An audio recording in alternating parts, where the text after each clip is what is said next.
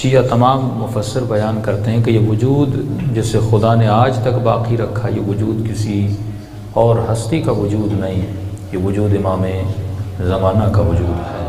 اب اس وجود میں عام انسان کے لیے خیر ہے، برکت ہے، اور خدا نے اس کو باقی بھی اسی لیے رکھا ہے تاکہ انسانیت اس وجود سے خیر لے سکے، برکت لے سکے۔ لیکن میں ہمیشہ ایک سوال کرتا ہوں کہ جس وجود کو خدا نے ہمارے لیے باعث خیر بنایا، تو شاید کوئی ایسا شیعہ ہو جو اپنی مجلس کی ابتدا میں بھی مولا کے ظہور کی دعا کرے اور انتہا میں بھی دعا کرے۔ ہم شروع میں بھی کرتے ہیں، اینڈ میں بھی کرتے ہیں، تو اس کا مطلب ہم اس وجود کو مان رہے ہیں، اور خدا یہ کہتا ہے کہ جو بھی اس وجود کو مان لے گا، میں اس کے بدلے میں اس انسان کو ایک چیز عطا کروں گا، اور وہ چیز یہ ہے کہ میں اس کی زندگی میں خیر لاؤں گا، میں اس کی زندگی میں برکت لاؤں گا۔ اور علماء فرماتے خیر سے مراد سکون ہے، خیر سے مراد اطمینان ہے۔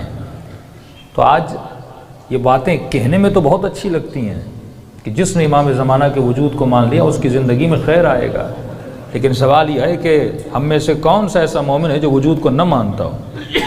ہم سب کے سب مولا کے وجود کو مانتے ہیں، لیکن سوال یہ ہے کیا وہ خیر میری زندگی میں ہے کہ نہیں ہے؟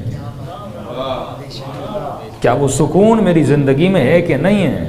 یہ بالکل اسی طرح ہے کہ قرآن کی آیت الصلاۃ تنہی عن الفحشاء والمنکر، نماز انسان کو فحشا سے بچاتی ہے، نماز انسان کو منکر سے بچاتی ہے۔ تو مجھے یہ دیکھنا ہے کہ میں تو نماز پڑھ رہا ہوں، لیکن کیا میں فحشا سے بچا ہوں کہ نہیں بچا؟ کیا میں منکر سے بچا ہوں کہ نہیں بچا؟ یہ بالکل ایسا ہے کہ ڈاکٹر کہے اگر آپ یہ دوائی کھا لو گے تو آپ کو شفا مل جائے گی، تو آپ پے کرو گے، اس ڈاکٹر کو پیسے دو گے اور دوائی کھاؤ گے۔ اگر آپ ٹھیک نہیں ہوئے تو اس ڈاکٹر سے پوچھو گے نہیں کہ آپ نے تو کہا تھا میرا بخار ختم ہو جائے گا، میں وزٹ کے لیے بھی آیا، میں نے پیسے بھی دیے، میں نے دوائی بھی کھائی، لیکن میں ٹھیک نہیں ہوا۔ تو وہ ڈاکٹر کہے گا دوا میں اثر ہے، کیا تم نے پراپر کھائی تھی؟ ہاں بھائی میں نے پراپر بھی کھائی تھی، آپ نے کہا صبح گولی لینی ہے، دوپہر کو لینی ہے، رات کو لینی ہے، میں نے وہ بھی کیا۔ لیکن ایک سوال ڈاکٹر صاحب کرے گا کیا تم نے پرہیز بھی کیا تھا کہ نہیں کیا تھا؟ یہی اللہ کا سوال ہے۔ اے میرے بندے، نماز انسان کو فحشا سے بچاتی ہے، نماز انسان کو منکر سے منکرات سے بچاتی ہے۔ اسی طرح یہ وجود جسے میں نے آج تک باقی رکھا، یہ تمہاری زندگیوں میں خیر بھی لائے گا، برکت بھی لائے گا، لیکن اس کی ایک کنڈیشن ہے۔ اگر تم اس کنڈیشن پہ عمل کرو تو یہ وجود تمہارے لیے باعث خیر بن جائے گا، اور ایک ایسا سکون کہ انسان رات کو سوئے تو سکون سے سوئے۔ لیکن آج علی کا ماننے والا، علی کا چاہنے والا، اسے راتوں کو نیند نہیں آتی۔ میرے لیے کون سی چیز سکون ہے؟ یہ برملا لوگ پوچھتے ہیں کہ مولانا رات کو نیند نہیں آتی، لیکن جب ہلکا سا میوزک سنتا ہوں تو مجھے سکون ملتا ہے۔ تو میرے جسم کو کچھ اور چیزیں سکون دے رہی ہیں، میرے جسم کو وجود امام زمانہ سکون نہیں دے رہا۔ مجھے تب تک نیند نہیں آتی جب تک میں نیند کی گولی نہ کھا لوں۔ تو اس کا مطلب میں نے زندگی میں کئی اور چیزوں کو سکون بنایا ہوا ہے۔ 10 منٹ کی نماز مجھے سکون نہیں دے رہی۔ کیوں نہیں دے رہی؟ قرآن نے ایک شرط بیان کر دی، فرمایا یہ وجود تمہارے لیے باعث خیر و برکت ہے، لیکن تب باعث خیر و برکت ہے ان کنتم مؤمنین، جب تک تمہارے وجود میں ایمان داخل نہ ہو جائے۔ اب یہ ایمان ہے کیا؟ کبھی کہا حبیب ان کو کہہ دو اسلام لے کر آئے ہو، ایمان لے کر نہیں آئے ہو۔ ایمان انسان کے وجود کو خالص کرتا ہے۔ جب آپ اسلام لاتے ہیں آپ خالص نہیں ہو۔ پہلی منزل یہ ہے کہ کسی دکان سے جا کے فار ایگزامپل آپ کے گھر میں پانی نہیں ہے، ایک لائن لگ جاتی ہے، آپ کے گھر میں پانی آتا ہے، تو اس کا مطلب اس گھر میں پانی آ رہا ہے، یہ پہلی منزل ہے۔ مثال دے کے بیان کر رہا ہوں۔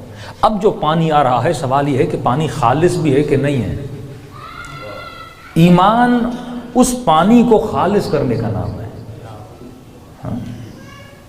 نماز سب پڑھ رہے ہیں، لیکن سوال یہ ہے اس کی نماز خالص ہے کہ نہیں۔ مجلس سب سن رہے ہیں، پڑھ رہے ہیں، لیکن سوال یہ ہے میری مجلس خالص ہے کہ نہیں۔ آپ کہیں گے مولانا کیا مطلب خالص ہے کہ نہیں ہے؟ فرمایا منافق کی ایک نشانی یہ ہے جب یہ لوگوں میں نماز پڑھتا ہے تو بڑے سکون سے پڑھتا ہے، لیکن جب تنہائی میں پڑھتا ہے تو نماز بڑی تیز تیز پڑھتا ہے۔ مطلب اس کی نماز لوگوں میں اور ہے، عوام میں اور ہے۔ اسلام تو لایا ہے لیکن پر ابھی تک خالص نہیں ہوا ہے، اس کے اعمال میں دوگانگی ہے، اس کے اعمال میں دو رخی ہے۔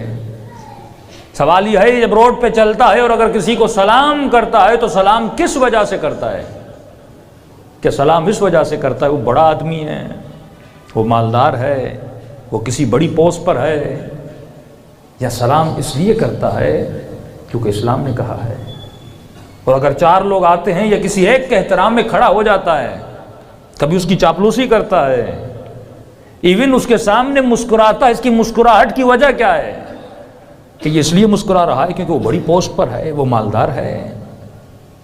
کہ اس کی مسکراہٹ اس کے ایمان کی وجہ سے ہے یا اس کے ظاہر کی وجہ سے ہے؟